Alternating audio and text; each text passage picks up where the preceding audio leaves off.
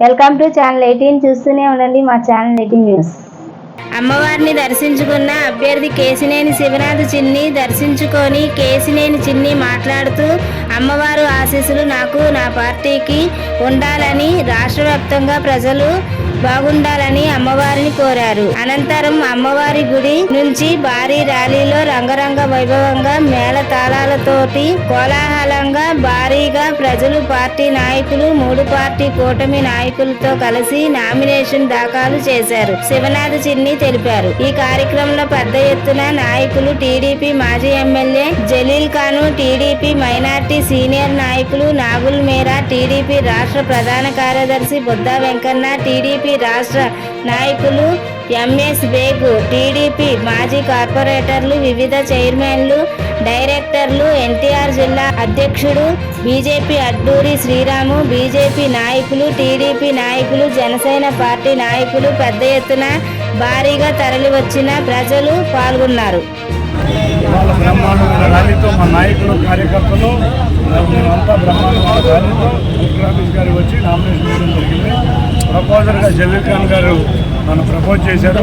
అంతేకాకుండా 7 నియోజకవర్గాల నుంచి తెలుగుదేశం, జనసేన, భారతీయ జనతా పార్టీ, అంతేకాకుండా ఎంఆర్పిఎస్ కార్యకర్తలు రామకృష్ణమాది గారి నాయకత్వంలో అందరూ కూడా వచ్చి నాకు సపోర్ట్గా నిలిచినందుకు అందరికీ పేరు పేరున ధన్యవాదాలు తెలుపుకుంటున్నాను. అంతేకాకుండా మా నాయకుడు చంద్రబాబు నాయుడు గారు పెట్టుకున్న నమ్మకాన్ని, మా అధిష్టానం పెట్టుకున్న నమ్మకాన్ని, మా నాయకులు, కార్యకర్తలు పెట్టుకున్న నమ్మకాన్ని వమ్ము చేయకుండా ప్రతినిత్యం ప్రజల్లో ఉండి మా నాయకులకే, కార్యకర్తలకి ఏ కష్టం వచ్చినా వాళ్ళు చెంతే ఉంటానని తెలియజేసుకున్నాను. అంతేకాకుండా ఇవాళ మా ప్రభుత్వం అధికారంలోకి రాబోతుంది. రాష్ట్రంలోనే కాదు, దేశంలో కూడా ఎన్డీఏ ప్రభుత్వం అధికారంలోకి రాబోతుంది. మేమందరం కలిసికట్టుగా ఉండి వాళ్ళ రాష్ట్రం ఎంతో అభివృద్ధి కుంటిపడిపోయింది, సంక్షేమం లేదు, ప్రజలకు, పిల్లలకు ఉద్యోగాలు లేవు. మా చంద్రబాబు నాయుడు గారు అధికారంలోకి రాగానే మేము మా కళల రాజధాని అమరావతిని నిర్మించుకుంటాం. అంతేకాకుండా విజయవాడ ప్రాంతంలో పలు సమస్యలు ఉన్నాయి. వాటన్నిటికీ ముఖ్యంగా అతి త్వరలో మా మేనిఫెస్టో రిలీజ్ చేస్తాం.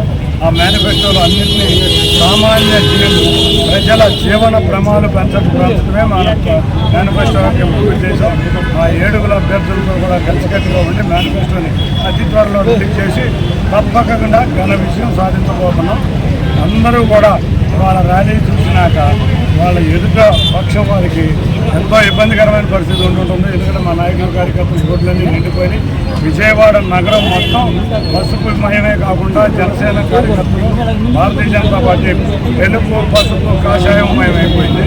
అది అందరికీ ఈ విజయోత్సవ ర్యాలీలాగా అనిపించింది.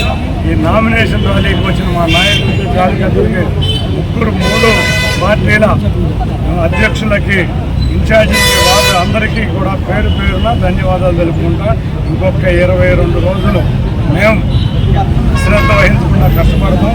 తప్పకుండా 7 నియోజకవర్గాల్లో మా నాయకుల, కార్యకర్తల సపోర్ట్తో చంద్రబాబు నాయుడు గారికి 7 నియోజకవర్గాలు గెలిపించే ఎన్డీఏ అభ్యర్థులు వారికి కానుకగా ఇచ్చి ఘనంగా అసెంబ్లీకి తీసుకోవాలి, ముఖ్యమంత్రిని చేసుకుంటాం.